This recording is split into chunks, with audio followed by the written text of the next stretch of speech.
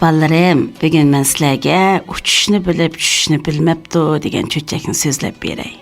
Obdan quloq solib anglanglar, ha? Bo'ladi.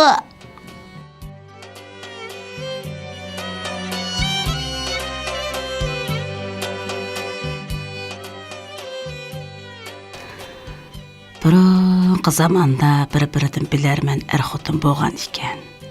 Xotini eriga bir maslahat solsa, eri gapning tegi-tagiga yetmaydi. Bilaman, deydi ekan. Xotinim erining gapi tugatmaydi. Bilaman, deb turdi ekan. Bular bilarmanlikni uydida emas, yurt ichida qilishga boshlabdi. Boshqalar bir narsa desla, bilaman, deb yuradi ekan. Kishilar bulardan zerkib, qanday qutulamiz, deb maslahatlashibsa, hiliqi bilarman kelib qilib. Bilaman, sizlar begola quruq gap qilib o'ltirsizlar, deb gapning beligil tepidi ekan. Shuni bilan o'zi bilgan yo'liga ketdi ekan. Bir kuni bilarman bozorga beribdi. U yoqqa bu yoqqa mal ko'ribdi. Bir buvoy o'z loyig'ida xaridor chiq sotaman deb bir chaponni ko'tarib yurganmish. Bu chapan buvoyga 4-buvisidan qolgan ekan. Bu chapanning xislati uch chapanim desa uchidi ekan. Tushaydinim desa tushidi ekan. Bilarman buvoyni ko'rib chaqirib so'rabdi. Bu chapanni sotamsan?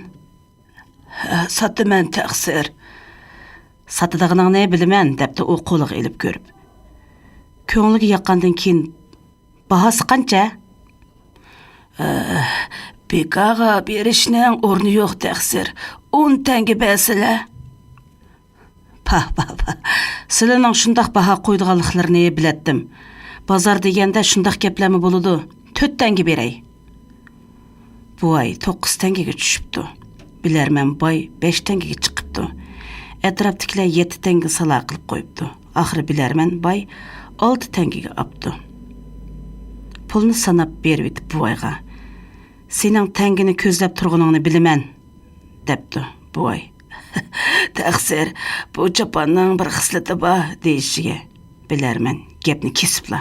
Bilaman, chapan deganning nima xislati bo'lsin? Debdi. Buvoy yana. Yo'q, gapimga quloq solsizlar. Bu chapanni kiyib, uch chapanim desizlar, uchidi, tushadigan chog'da. Buvoy so'zini tugatgicha bilarman boy. Yana gapini tortib olib. Bilaman. 6 tangalik chapan albatta uchudi-da, deb gapni oxirini tinchmayli, chapanni qo'ltiqlab uyga ketibdi. Bilarman uyga kelib, "Hay xotin, hay bolalarning onasi, men bir chapan keldim" debdi. "Ho'yay, nima deyla? Bozorga borgandan keyin chapan ekildiganliklarini bilatdim", debdi xotini. "To'xta. Biz bu chapanni kiyib osmonga chiqib dunyoni ko'ramiz." "Ho'yay, tazim optan chapan ekan-ku. Mundaq chapanning uchidiganligini bilaman. Qani bir kiyib baqsizlar." Bilarman chapanni kiyib uch chapanim debdikan, chapan tavrinib osti ko'tarilishga boshlabdi. Xotin tövanda turib, "Voy dadisi, tushishni unutib qolmisizmi?" debdi. "Hey ahmaq, sen demisanmi bilaman", deb o'rlab ketibdi. Daraxt bo'yi o'rliganda beshi qiyib tushib ketmoqchi bo'lib, tush chapanim desa tushmabdi. Shundoq qilib, mundaq qilib tushiramabdi, undaq qilib tushiramabdi. Oxir bo'lmagandan keyin bilarman tövanga qarab, "Voy xotin, meni tutib ol", deb faqirabdi. Xotini buni anglab o'z-o'ziga, "Voy bilaman", deb eriga qarab, do'ng-do'ng, tog'-tog' yuguribdi. Eri bo'g'ansir o'rlab ketibdi. Xotini hasirab deb taq chiqayotganda puti serilib ketib, do'milab ketibdi. Toshdan toshqa so'qilib o'libdi. Eri bulutlarning orasiga kirib ketib, yo'qolibdi. Xotinini ko'ramabdi. Aytishlar qaraganda uchishni bilib, tushishni bilmabdi degan tamsil mana shundan qolgan ekan.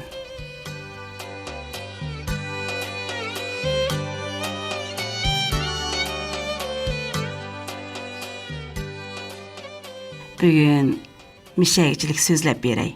Qolganini at so'zlab beray, ha? Yaxshi tush ko'ringlar, qo'zilarim. Sizmi yaxshi tush ko'ring, mumma?